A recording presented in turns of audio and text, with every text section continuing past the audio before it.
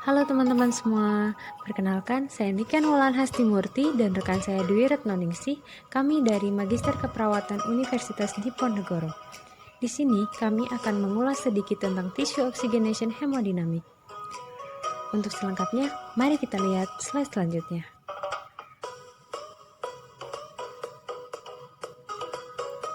Di video kali ini kami akan membahas yang pertama adalah definisi dari tissue oxygenation atau kandungan oksigen dalam jaringan.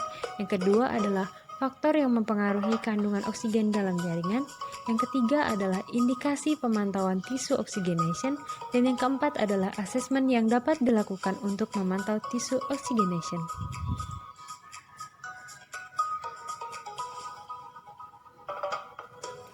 Tissue oxygenation merupakan regulasi oksigen yang dibutuhkan oleh sel di dalam jaringan yang terdapat dalam arteri, vena, dan kapiler. Pemantauan tissue oxygenation hemodinamik diperlukan untuk memastikan bahwa semua sel diberikan pasokan oksigen yang memadai untuk melakukan aktivitas seluler.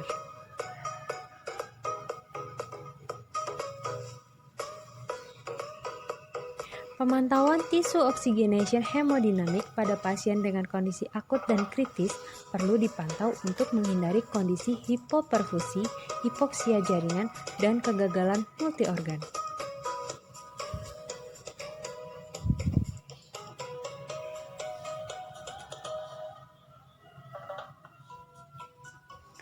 Faktor yang mempengaruhi kandungan oksigen dalam jaringan. Yang pertama adalah oksigen content, yaitu konsentrasi oksigen pada darah arteri dan jumlah oksigen yang dibawa oleh hemoglobin dan oksigen dalam plasma. Yang kedua adalah oksigen delivery, menggambarkan tentang kandungan oksigen yang dibawa dari jaringan keluar bersama cardiac output dan oksigen content. Yang ketiga adalah oksigen uptake, yaitu menggambarkan konsumsi oksigen pada jaringan dan fungsi dari cardiac output, serta perbedaan konsentrasi oksigen di dalam vena dan arteri.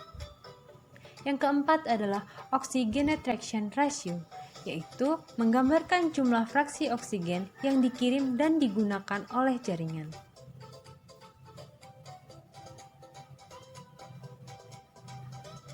Indikasi monitoring tissue oxygenation hemodynamic. Yang pertama adalah pasien gangguan respirasi, yang kedua pasien gangguan kardiovaskuler, yang ketiga pasien gangguan cerebrovaskuler, yang keempat pasien post-operasi flat, dan yang kelima adalah pasien gangguan metabolisme.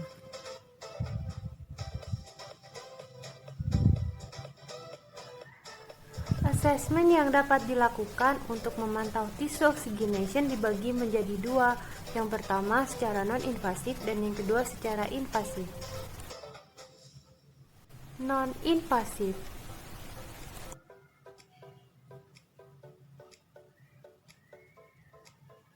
Tissue oksigen monitoring, pemantauan saturasi oksigen jaringan yang berfungsi untuk memantau adanya tanda hipoperfusi perifer dan hipoksia jaringan secara mendadak.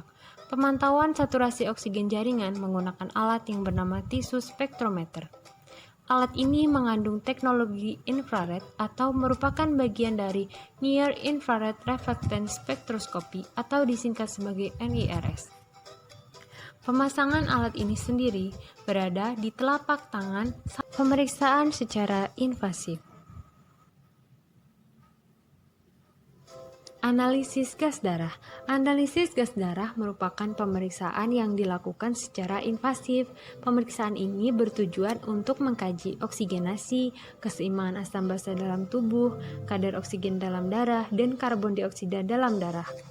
Pengukuran pH darah digunakan untuk mengetahui gangguan yang terjadi pada beberapa fungsi organ, antara lain fungsi pernafasan, fungsi ginjal, fungsi oksigenasi jaringan, sirkulasi, gangguan mencerna substansi, dan kehilangan elektrolit akibat gangguan gastrointestinal.